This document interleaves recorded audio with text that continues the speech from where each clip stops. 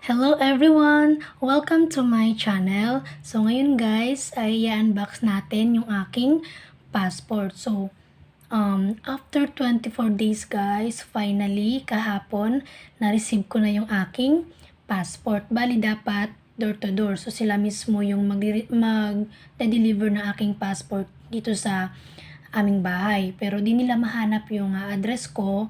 That's why for pick up na lang yung aking passport. So ako na lang yung nag-pick up ng aking passport sa LBC branch na malapit dito sa aming lugar. At ito siya. So itong paper na to, naka-stapler dito sa likod. Ito yung form of disposition kasi nga 'di ba from door to door naging pick up siya. So meron silang ginawang paper, ayan.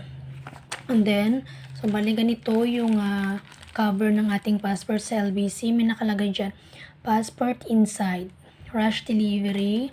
Ito pa yung isa, passport inside. Ayan. So, bali na-open ko na ito kahapon guys. Syempre, hindi ko napigilan yung aking excitement dito sa pinaka-asam-asam ng lahat, yung ating passport. Ayan. So, itong paper na to, di ba yung ating confirm online appointment, di ba 4 pages yon.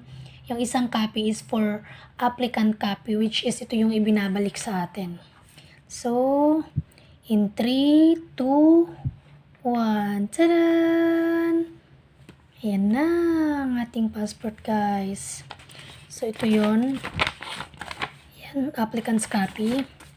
So, ito na guys, after 24 days from the date of my schedule in DFA, na-receive na din natin yung ating passport. So, alam nyo guys, nung na-receive ko to, nahawakan ko to kahit yung ito lang, nahawakan ko to dun sa LBC, grabe.